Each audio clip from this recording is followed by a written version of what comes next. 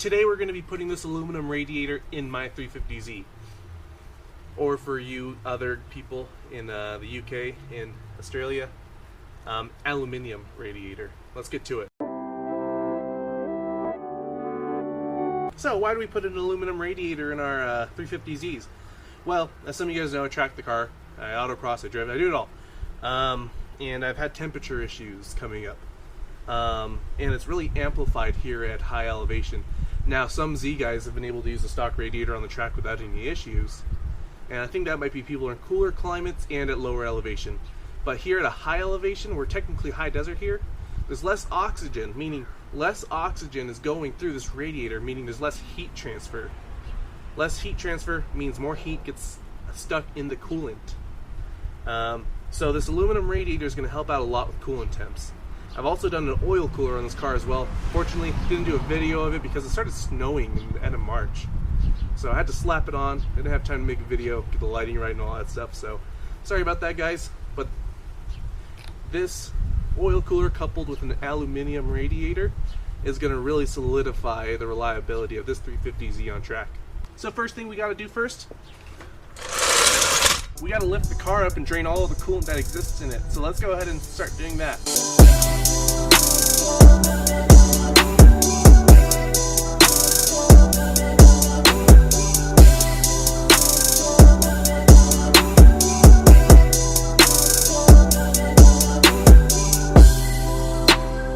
Alright, next we need to get a drain pan under the car and drain all the coolant.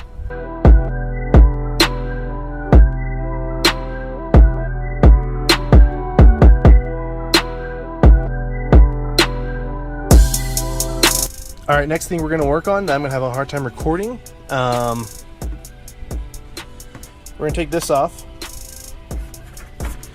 That was difficult. Okay, next we have to disconnect the connectors for the electric fans down there.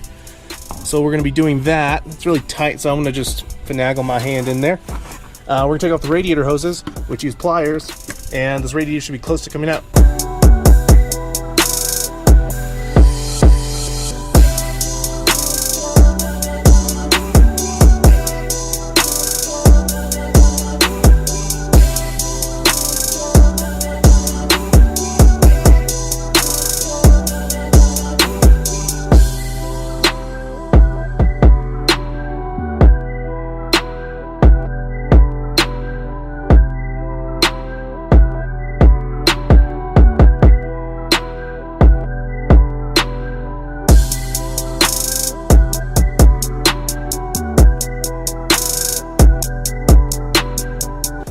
Alright, before we can pull the radiator out, the AC condenser is bolted up to it. There are these little caps here. You just pop it off. There is a little 10mm bolt in there. You pull that off and that releases the AC condenser from the radiator, and then we can pull it out. Now, see these little tabs right here? Twist the nipples on them, pull the tabs out, and your radiator is now free to go into the trash.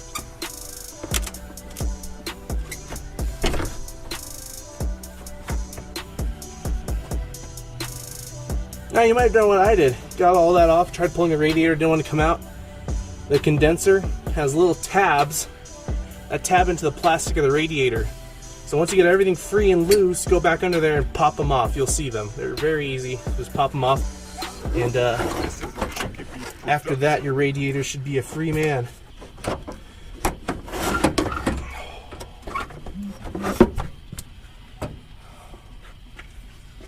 It's out.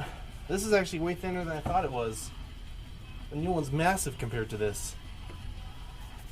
Also, look at this. It's filthy in there. It is absolutely... oh, dusty. I can taste it. That's not helping cooling at all. I bet that was a significant loss in cooling just because of that, let alone how thin this radiator really is. I thought it was way thicker by looking at the top. Look at the difference between these tubes. I dicked that up a little bit. I thought this was so much thicker. Wow, look how much bigger it is in factory. I thought it was as thick as this. I thought the whole radiator was that wide, but it gets so much thinner. That's like half an inch. Well, 3/4. That's gonna make such an improvement. So let's slap it in. Stoked. Also, probably wouldn't be a bad idea to clean this out before putting anything back in. I want to note that I stole these grommets off of the old radiator to put onto the new one. Depending on what brand you get, you might come with new ones. But if not, just remember, take these off so that way it fits properly.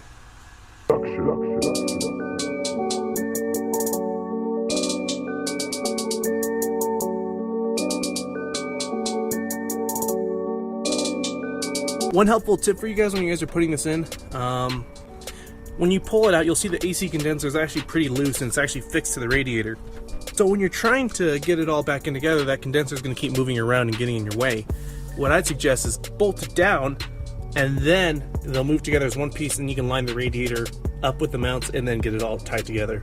All we have to do now is reverse the process, and we'll be on to filling and bleeding.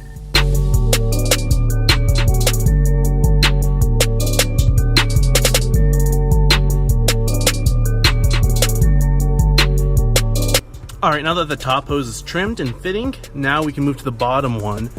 It didn't need any trimming to fit, but I am a little nervous with how close it is to the AC compressor. So I'm going to zip tie it to the AC hard lines here to kind of pull it away from it, and less chance for it to vibrate, wiggle around, and hit the AC compressor. One thing you may want to consider with this is there's still a chance for this hose to move and vibrate, and the zip tie could cut into it. But luckily, at least this factory one has a sleeve over it, as you can tell. So I'm not worried about that, but if yours don't, I would consider maybe like using an electrical tape or something to kind of give some insulation between the two surfaces. But now we have clearance, so now I don't have to worry about that. And nothing's hitting the fan either, so luckily this is all done, so the air intake can go back in, and we should start filling up soon after we plug in all the wires. Alright, so it looks like I've ran into a dilemma. I'm trying to get this air box back in. I can't get it to line up because of how big it is. Like, seriously, it hits this. It hits where the mounting is. I might be able to trim it. If not, if I can't get this to wedge in, I might be able to wedge it in tight. I'm not sure if I want to do that either, though.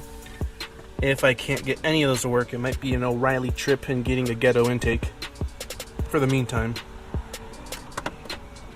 I'm going to work on this, see what I figure out. Alright, I'm defeated. We're going to O'Reilly's. We're going to see if I can make a ghetto intake work on this mass airflow sensor. It's ironic when the 300ZX becomes the parts runner.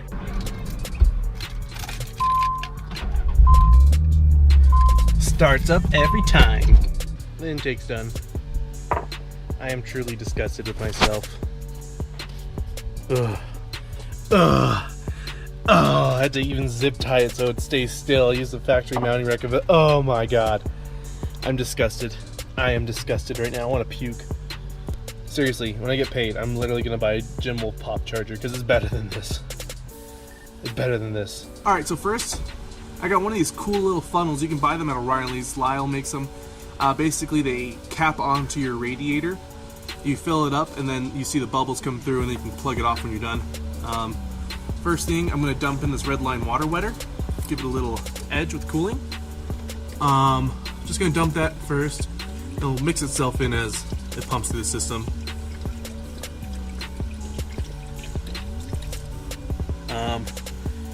So we're going to run 60-40. 60-40 I believe is still good for about -20. So we'll be fine for the winter. So let's go ahead and mix this up and toss it in. Alright, we're going to fill it up till it can't take anymore, then we'll start the car. Also, there is a bleed valve right here. We cap it, we pop it open until it starts pissing coolant out of it. Then we'll cap it back and start bleeding it from here. These cars are notoriously hard to bleed.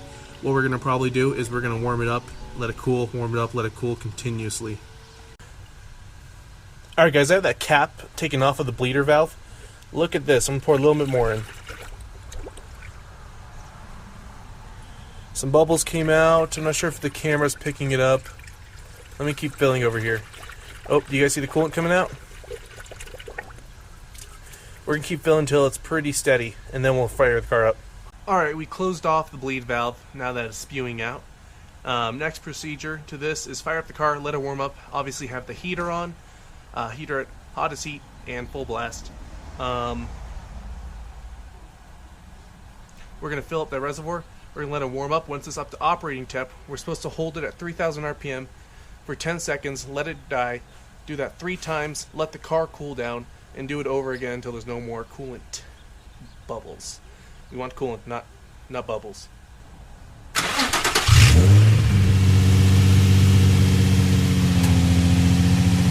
One thing I want to mention, guys, while the car's still warming up, is I got full strength coolant with distilled water. I'm not sure if I mentioned that earlier. Distilled water doesn't have any minerals in it, so it can't leave any deposits in your engine. This is the most purified form of water that is safe for your car. Do not use tap water. It has minerals in it, and it will build up and chalk up inside of your coolant jackets, which is bad. Alright guys, this is where it gets complicated with bleeding. Looking at what Nissan's OEM is, I'm supposed to let it warm up with the radiator cap on, so I'm leaving extra coolant on the reservoir over there. I'm letting it bleed through there. That way I have extra coolant ready.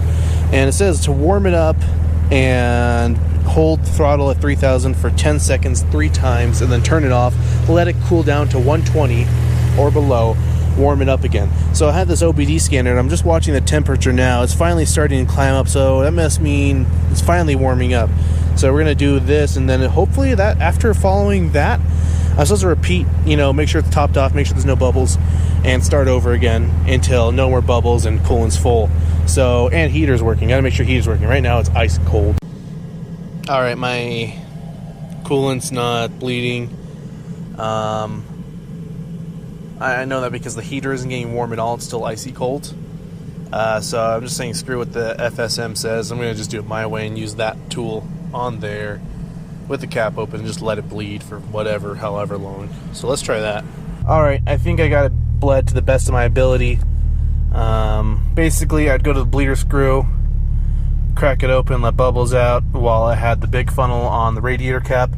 I'd occasionally come back, rev the car for 10 seconds at 3000 RPM, let it drop, watch the temperature, etc., etc. Temperature, it stayed consistent. I didn't see any more bubbles. It was getting warm through my, it finally started getting warm through my vents, but it wasn't getting super hot. Like, it used to be hot to the touch. But it was registering a consistent 180 now. It wasn't like jumping around in temps. Like before, it was jumping around to 200. I got it to 226 actually at one point. Now it was staying very consistent and staying warm. I'm wondering if the heater doesn't get as warm now because of an aluminum radiator. It cools off fast enough that I have to be driving. But I'm going to go give it a drive now because I was able to idle for like 20 minutes without any fluctuation in temperature. So yeah, we're going to go see what it does.